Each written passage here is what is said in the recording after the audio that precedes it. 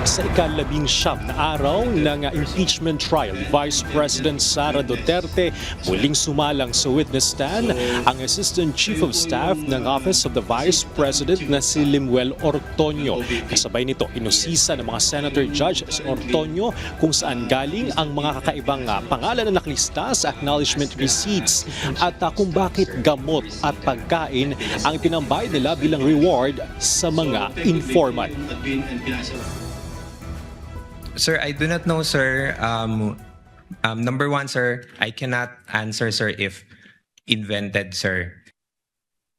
Yan ang sagot ni Office of the Vice President, Assistant Chief of Staff Limuel Ortoño nang tanungin ni Senator Judge Erwin Tulfo kung saan galing o kung inimbento ang mga kaibang pangalan na nakalista sa acknowledgement receipts kaugnay ng paggamit ng confidential funds. Kabilang sa mga pangalang nabanggit sa pagdinig ang Antonio Pagong, Timon Andrew Pusa, Don Piang, May Pamana, Shane Ngitngit at Suniso Pibelat kasamang iba pa. So, sino po mga nag-invento at saan galing yung mga alias po na yun? Is that only Colonel La Chica o sa grupo ninyo, sila Chippy McDonald, sila Pusa, Aso, etc. May sila Pagong. Who invented those?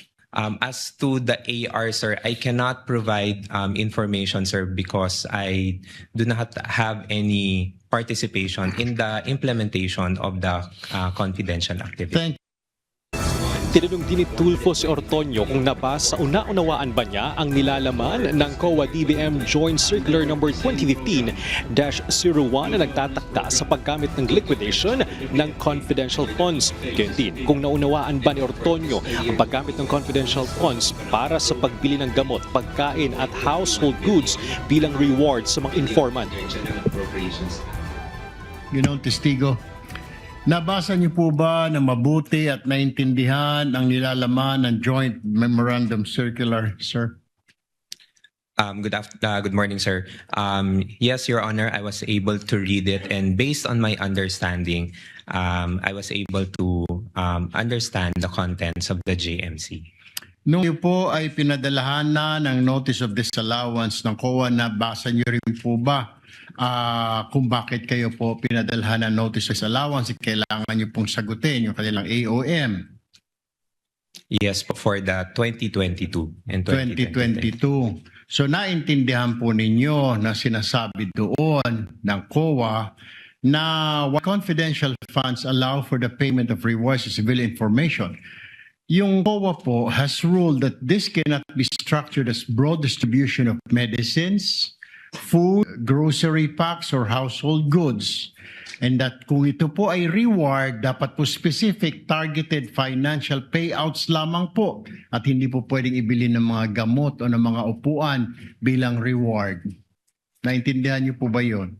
Sir, based on my understanding, sir, that is the initial observation coming from the COA, and we were able to provide comment on that on our replies.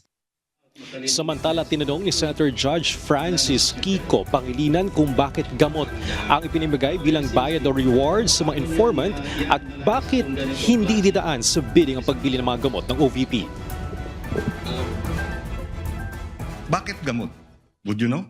Sir, I would not know, sir, but although based on the information that was shared to me by the security officer, those were parang yun po yung representation or yun daw po yung inilapit ng mga informants or agents that they needed at the time. Bilang reward. Yes, as a Pero form. pera ang binigay, sabi ninyo, no? Yes, sir. Pero hindi nyo alam kung talagang gamot ang binili. I would have no idea, sir, on the implementation, sir. Dahil walang resibo. Acknowledgement receipt meron. Acknowledgement receipt, sir. You were head of the BAC, no? Bids and Awards. Bids and awards. So committee, familiar ka, pagka regular purchases, dapat may bidding ang medicines.